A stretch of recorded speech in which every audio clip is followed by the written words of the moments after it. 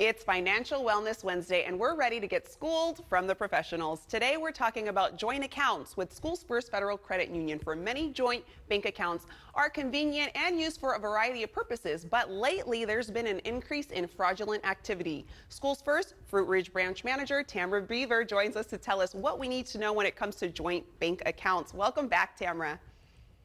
Hi, Desiree. Thanks for having me. It's always a pleasure to be here. Yeah, we always love having you on. And Tamra, let's start at the beginning. Can you please give us a clear understanding of what a joint bank account is? Absolutely. So it's basically exactly how it sounds. A joint bank account is an account that you have at your financial institution, typically your checking or your savings account, that has multiple owners. So when we think about that, that's our spouse, our significant other, sometimes our parents or our children or roommates. So it's an account that all of the owners have 100% equal transaction capacity. So anybody can access the account and do any of the transactions without needing the consent of the other. And being that you're opening it with somebody else, it sounds like it's important that you open a joint account with someone you know and thoroughly trust. Can you help us understand some of the risks of joint accounts?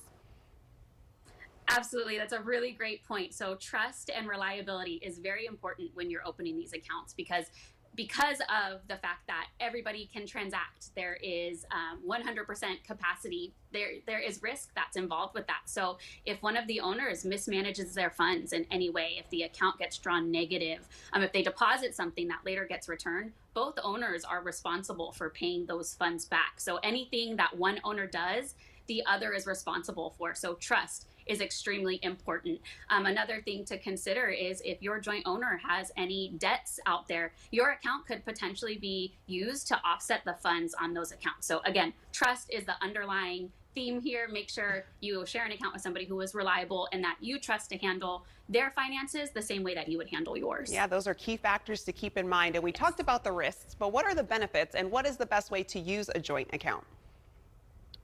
Absolutely. There are many great benefits. So the things that make the joint account a little bit risky are also a benefit to you. The fact that anybody can transact on the account is a huge benefit. So if I have a transaction that I need to complete and I can't make it to my financial institution to do so, my joint owner can, and they don't need me there to do it. So that's an absolute benefit.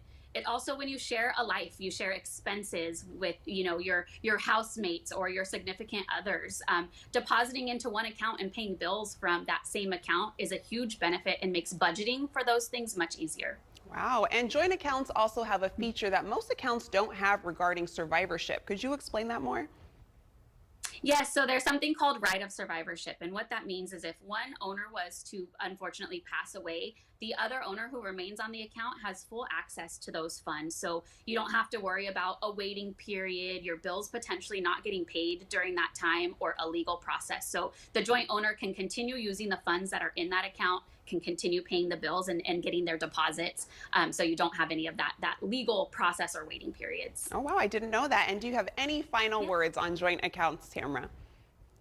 So just like we talked about, joint accounts can be very helpful and very beneficial to you. It makes, sometimes paying bills and things like that much easier if there's one pot. But it is important that you trust who is on this account with you, that this is a reliable person and that they handle their finances the way that you would want to handle, your own finances. Yeah, it definitely sounds like you mentioned trust, and there's definitely benefits of the convenience of it all. Tamra, thank you so much for joining us this morning. And for more financial tips, visit schoolsfirstfcu.org.